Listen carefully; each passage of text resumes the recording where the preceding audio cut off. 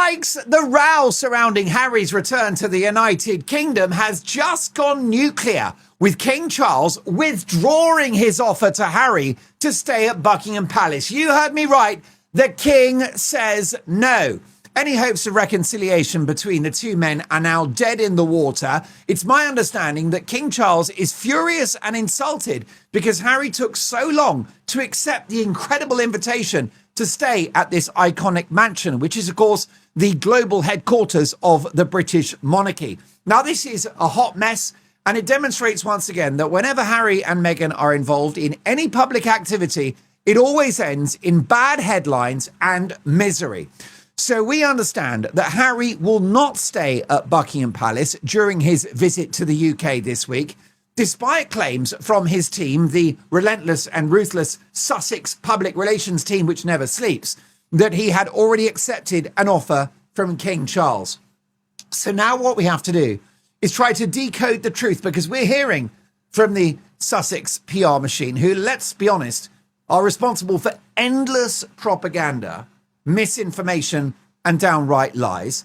And therefore they're saying, oh, well, Harry had accepted an invitation from the King to stay at Buckingham Palace. And now the King says there was no such accepting of an invitation. This has got echoes of the row between Harry and Meghan and the Kardashians. For Kris Jenner, who is the matriarch of the Kardashian family, her 70th birthday, Harry and Meghan had the photographs of their presence at that event abruptly removed. Harry and Meghan and their public relations machine had said at the time that they ticked no on the permission box for photographs at the event. Well, the Kardashians said no such permission box existed. And here we go again now, with Harry and Meghan and their PR people saying we accepted an invitation to stay at Buckingham Palace.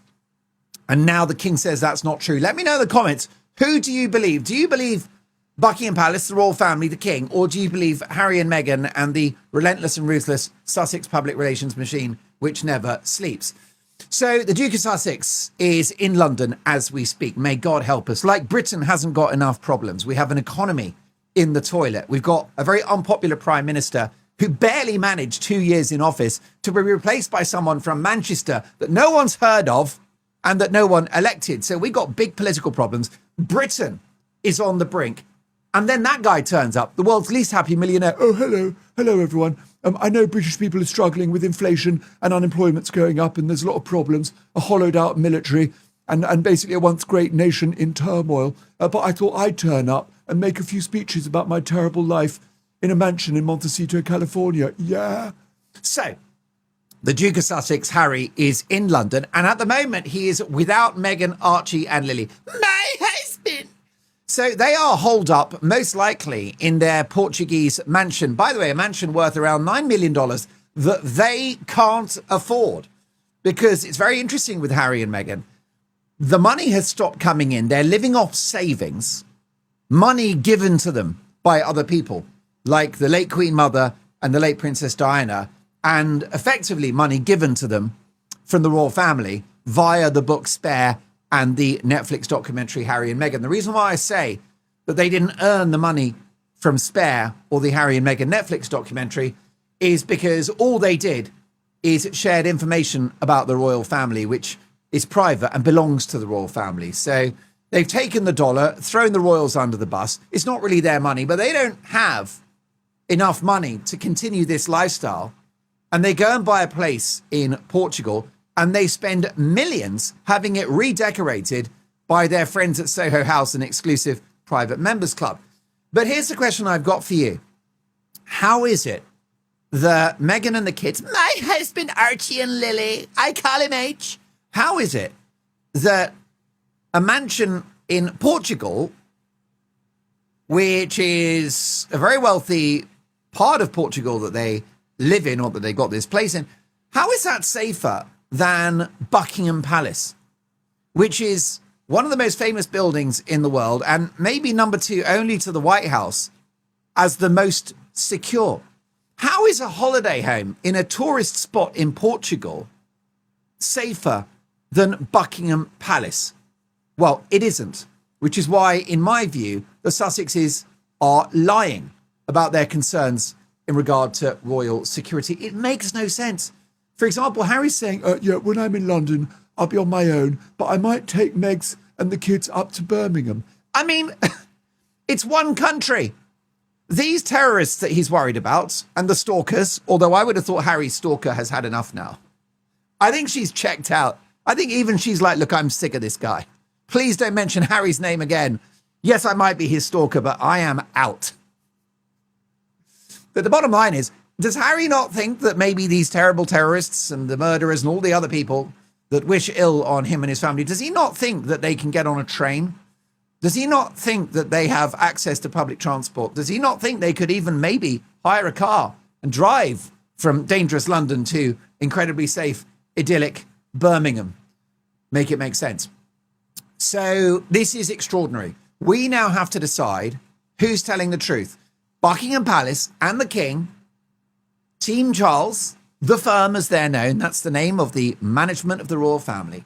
The firm is saying that Harry was offered royal accommodation, accommodation royale, that's what it is in French, accommodazione royale, which is Italian, and in German is das Accommodazione Royal Schmidt. That's the German translation, das Akkommodation Royal Schmidt auf die Treppe schnell is actually how it's said in German.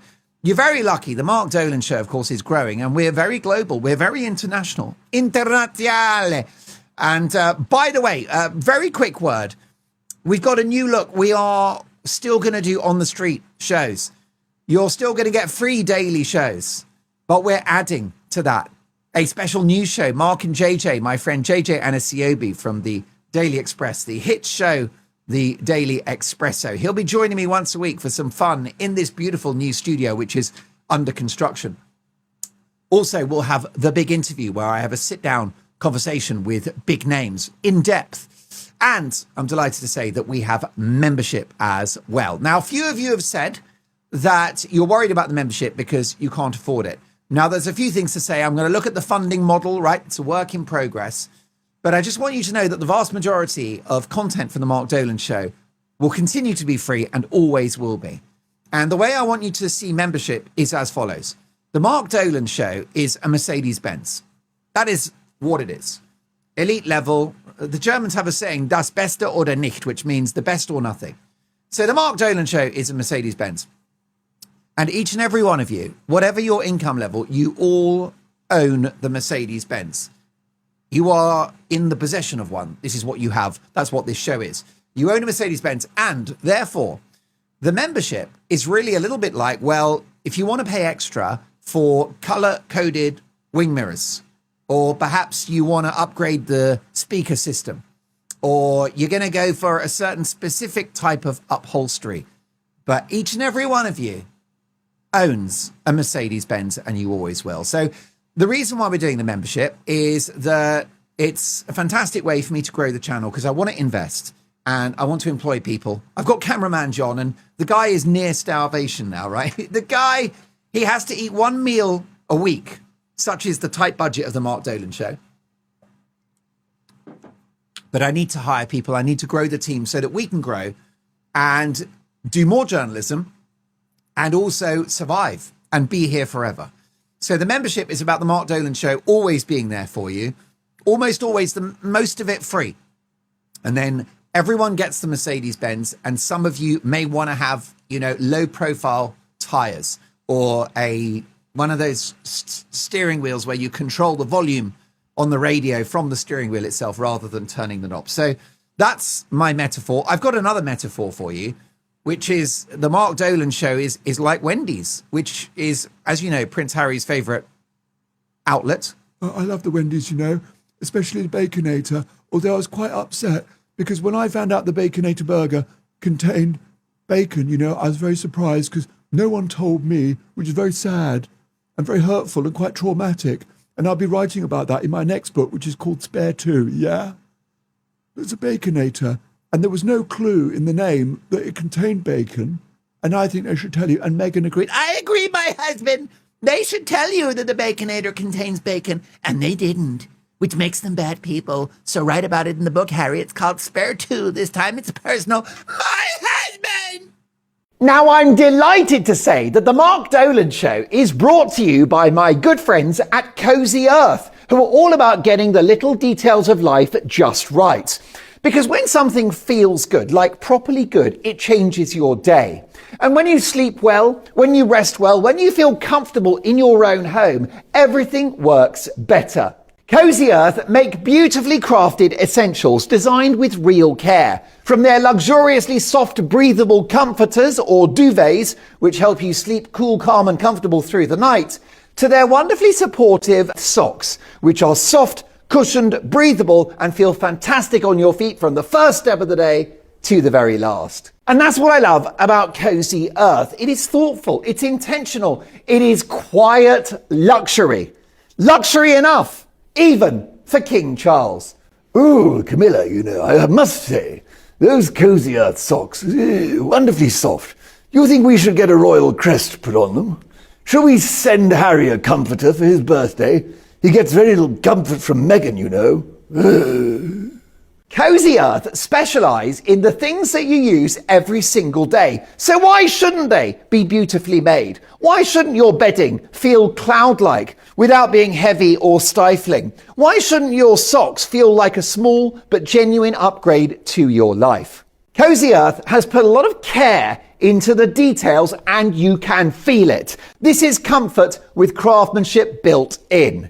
Now, this very special promotion is risk-free because Cozy Earth gives you a 100-night sleep trial. So you can give it a go for yourself in your own home. And they also offer a 10-year warranty, which tells you everything you need to know about the confidence that they have in this beautiful range. So discover how much of a difference comfort in the details can make. Head to cozyearth.com and use my exclusive code DOLAN for up to 20% off. That is cozyearth.com, promo code DOLAN for 20% off. And if you get a post-purchase survey, do mention that you heard about Cozy Earth right here. Experience the craft behind the comfort and make every day feel intentional. Camilla, have you seen my blasted socks anywhere? So yeah. So think about it like this. The Mark Dolan Show is Wendy's. And you all get a Baconator, but maybe you want to have an extra slice of cheese and you pay for that. And that's all it is. So the show belongs to all of you and it always will. But the membership helps me to grow, helps me to pay people, and it allows the channel to be here forever. So let's get on with this. Now, by the way, always let me know what you think in the comments because this channel belongs to you. It's nothing without you. You are the channel. And therefore, let's keep this conversation going. And there's going to be lots of trial and error. Because what I'm going to do now in the next few months, we've got the US road trip to across rural America. So excited about that. But, we're going to just try things out because, it's a little bit like, my hero, Elton John. And Elton John started as a three-piece, which is himself singing and the piano. Then you had Dee Murray, who's the bass player, and you had Nigel Olsson on drums. And then Elton was getting more popular, just like us. And he decided to bring in a lead guitarist, a genius called Davy Johnstone. And over the years, Elton upgraded the band to the point where in Australia in 87, he had a full orchestra. Fantastic album, by the way. Elton John live in Australia. I think it was 87. Absolutely genius. But, it takes resource. And that's what I'm going to do. I'm going to grow the team. I'm going to hire the equivalent of Davy Johnstone. Just in case you want to know the kind of genius he was, he is the guy that came up with the guitar solo in the middle of I'm Still Standing. So, and he also came up with at the beginning of Saturday Night. So that's what we're going to do. We are going to grow. So let's get to Harry now. The Duke of Sussex arrives in London. And Archie and Lily will not be there. Apparently, they're safer in Portugal with no armed bodyguards, by the way. They don't have armed cops in this tourist resort of Portugal, which, by the way, will be a target for criminals because criminals always go to rich holiday spots. That's what they do.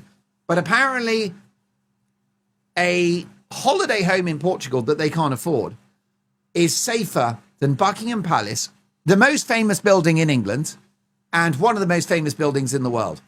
A spokesperson for Harry claimed that the king had offered Harry accommodation at Buckingham Palace and that he had accepted.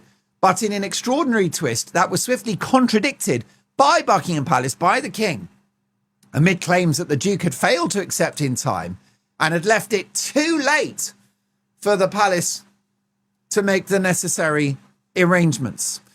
Now, this is quite extraordinary, and I will say that this is the king finally growing a backbone, because you know as well as I do that they have a lot of people working at Buckingham Palace. It's perfectly possible for them to fluff up some pillows and have Harry at the last minute. Buckingham Palace is a perfect English house, and the beds will always be ready. The carpets will be hoovered, vacuumed up, everything's going to be perfect. So it's not like they can't take Harry.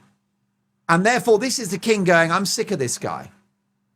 A bit like Harry Stalker, who I've heard, she's sick of him. Harry Stalker is, she's like, I'm out. Find me someone else. So, this is massive, by the way. Let's have a little swig of the decaf because we've got so much work to do.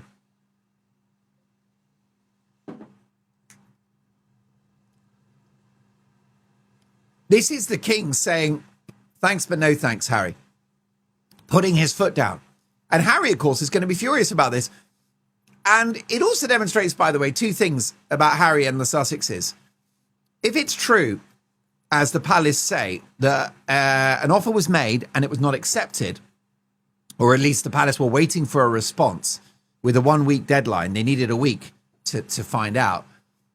If that's true, it demonstrates two things about Harry, which is that he's rude, because someone doesn't offer you accommodation and then you don't reply, because it's an act of generosity to offer the accommodation. So that's obnoxious and rude, to be offered hospitality and not reply. Wow, that's aggressive. And then the other thing to say is that it demonstrates that Harry and Meghan, and I've always thought this, are very chaotic and disorganized. They probably have ADHD. Do you know about ADHD? I thought ADHD was an Australian rock band from the 80s, and it's not. It's attention hyperactive something disorder. I probably got ADHD because, I can't spell it, which is always a good sign. And I tend to go off piece a little bit here and there. And I can't explain, but there's something about the way you look tonight. All right, fine. But Harry, right, is pure chaos. He's a very disordered person, and their messaging is all over the place. So either he's just rude, or he's also just all over the place, and I think it's worrying, and I believe it's damage to his frontal cortex from that year of well-reported mind-altering substances that he detailed in the book Spare. I was like totally baked for a year. I did lots of things. I did the cocaine, yeah. I did the wacky-backy, the marijuana cigarettes, which are also enjoyed by Paul McCartney. Oh, Paul McCartney, I'm Paul McCartney. When I wrote Hey Jude, I was a little baked, actually. Not as baked as Harry, but I did want to have a baconator, I'm Paul McCartney. When I wrote Hey Jude. So that's fine. Harry, the flower sprinkles, that was probably the worst thing for his brain, but he's all over the place. So this is another twist in 10 days of tense negotiations over Harry's UK security. And again, I'm delighted to say that the authorities in the United Kingdom have said no. They've said no to the armed cops, and they've said no now to Buckingham Palace because you waited too long. They can have the room ready in hours. I get it. But it's not unreasonable to say, we'd like to know a week before that you're coming to the palace. And in fact, there are security measures there too, that they would need to hire more police officers, that kind of thing. So I can understand why they're not going to drop everything just to bring Harry in. And this again demonstrates the arrogance, the hubris of Harry, that he would expect to be able to effectively WhatsApp King Charles on the morning of his arrival to London, go, oh yeah, hi Pa, it's Harry here on WhatsApp, hope you're okay. I've actually got indigestion because I've just eaten a baconator from the Wendy burger, And I don't like bacon, but there was bacon in it and no one told me. Yeah. He thinks he can just WhatsApp his father and say, I'm coming, get the room ready. No, you're not that important and you are not that special. And we've heard, I mean, this whole trip hasn't even started yet, right? And it's already been a hot mess for days and days and days, including my very good friend, Katie Nichols, who is the fantastic co-star of Royals Uncensored, which is the Piers Morgan-backed royal show on YouTube that I'm appearing on again at the end of July. And Katie Nichols knows Iranians, writing for Vanity Fair, which was very pro-Harry and Meghan back in the day, and they've woken up. They have finally woken up. And she reported that the Duke was reduced to tears about finally finding out that it was no to armed security. By the way, I say this every video. I don't wish Harry to come to harm, or Meghan, or the kids. My husband! I don't want any of them to come to harm. They're human beings, and it would be a disaster for King Charles and the royal family if anything did happen, which is why I can assure you it's unlikely, because the king won't allow that. I think what you've got is Harry's going to get the security. It's just not public. That's my view. Of course he's going to be safe. He's the king's son. He'll be in the United Kingdom. Are you telling me that the police and King Charles and the Home Office and the Home Secretary Shabana Mahmood, who I quite like, are you telling me they're not going to protect Harry and my husband and Archie and Lily? I mean, the problem with it, they have to be careful with Archie and Lily because they're very identifiable. You know, these kids are going to be walking around Birmingham, you know, with giant heart emojis on their face. Did you know that that was not a graphic put on their face? They actually look like that. It's a very rare genetic disorder that they just have these emojis on their face. That's the honest truth. Right. Listen, we've got to wrap this up shortly, but we've got to get to this because everything's so important. There's alles ist wichtig. Es ist ganz importante. Auf die Treppe schnell. So,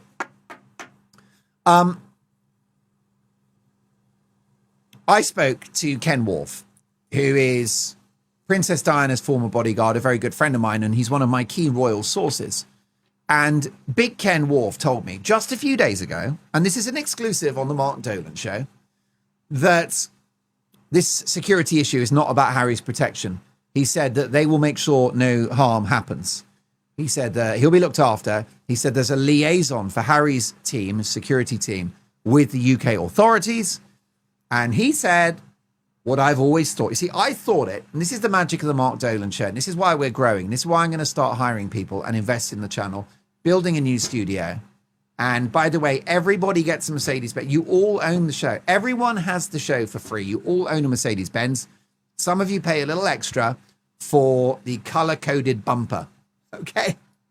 You know, and all Mercedes-Benzes have great engines, but some of you are paying extra for a V8. Not everyone wants a V8. I like slow cars. Did you know, it's very funny actually, because my father insisted that my mother, he purchased her a Fiat in the 1980s. You know, that's a great Italian band. Buongiorno Italiano Fiato.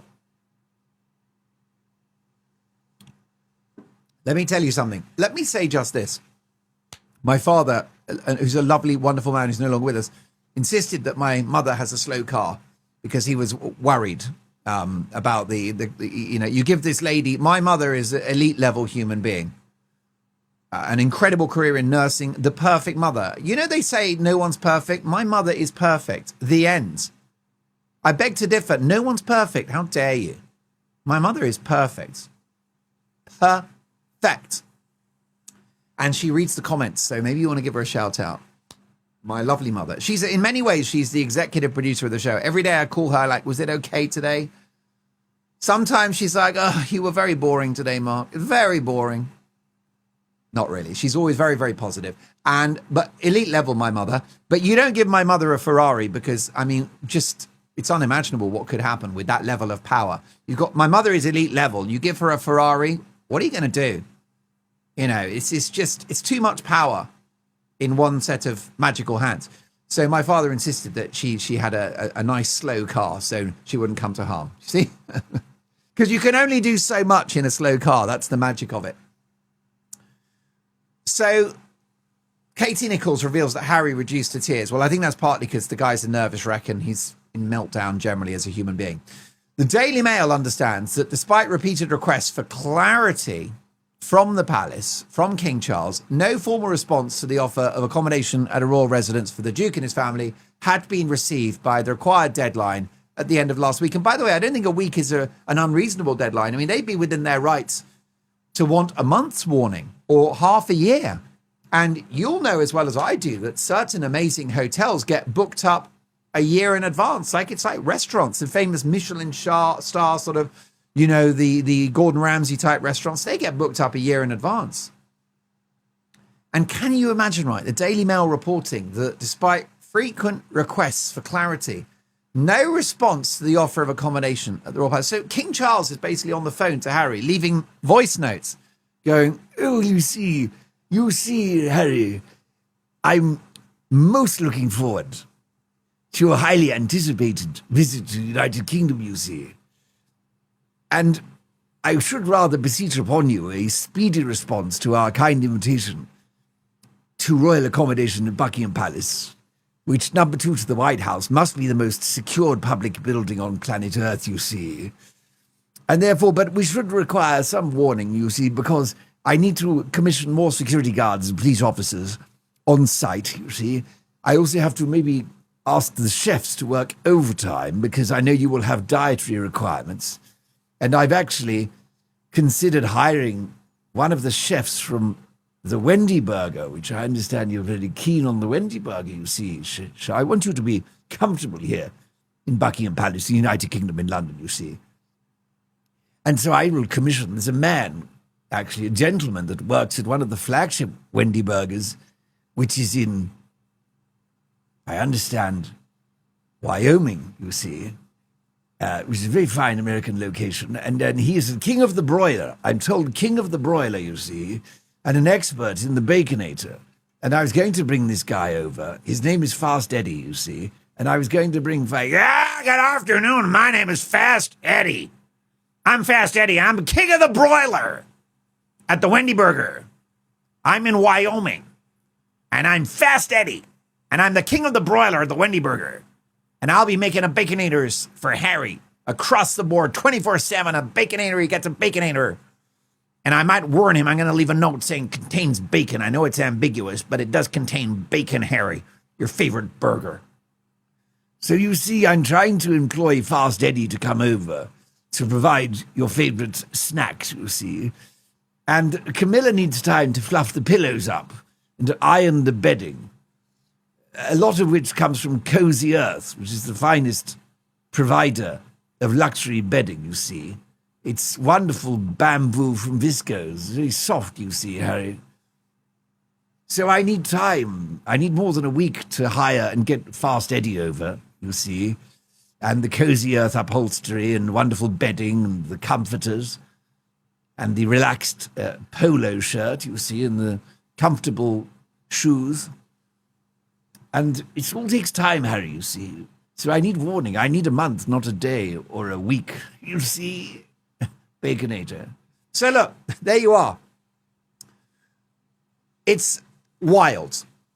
While every effort had, it's understood, been made to facilitate Harry's stay, the royal household requires a minimum period of notice to ensure a royal residence can be staffed and prepared appropriately. Since the offer was first made, every indication from the Duke and his senior team was that the accommodation had been deemed unsuitable, including correspondence received on Saturday morning formally declining the king's offer. Now he wants to stay there. Make it make sense.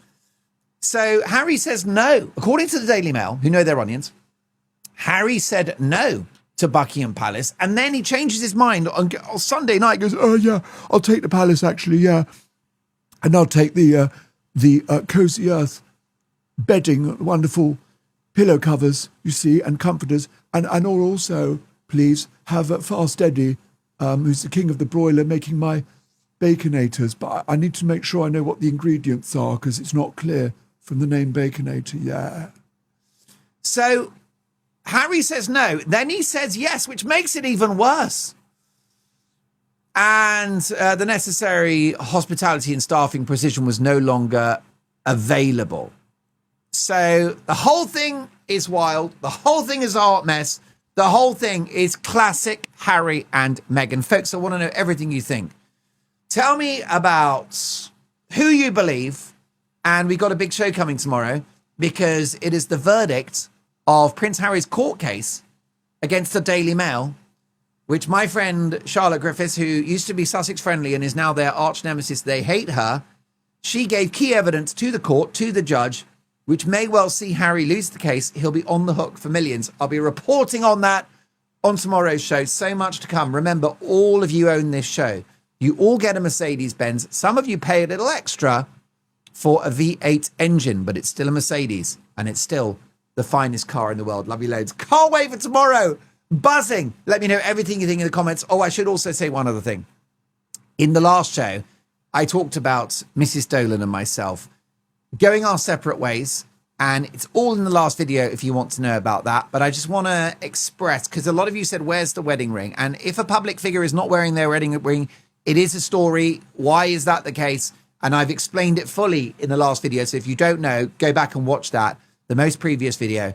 And I just want to say that the incredible comments, the love and support, the kindness, the empathy is off the charts. It means the world to me. We are, she and I, the best of friends because she's a supernaturally incredible person. And we tried a million times and things didn't work out. As the beautiful Elton John sang in Sacrifice, it's a human sign when things go wrong. What a lyric. Oh my God. It's a human sign. Shall I sing it? I'll sing it at the end. But we're the best friends. We tried so hard for so long, and we, in a very much in the friendship space, which is a beautiful thing. And of course, my beautiful boys, who for their safety and privacy, I call Elton and Bernie. They are big boys now, college age, one and the other are graduates. So they're big boys and they are our total priority going forward. So it's painful and it's tough, but it's very positive. And the big thing is how kind and supportive and lovely you've been about it. And I really, really appreciate it. And, you know, what are you going to do? C'est la vie. Das ist das Leben, isn't it? Big show coming tomorrow. Love you loads. Bye for now. It's a human sign when things go wrong, when the scent of her lingers, temptation strong, and it's no sacrifice, just a simple word. It's two hearts living in two separate worlds. Now there are some very exciting new formats coming to the Mark Dolan Show. Lots of surprises. We're getting bigger and better. So check out this next video for more details, plus find out about members exclusive videos and access to the Dolan boardroom. Enjoy.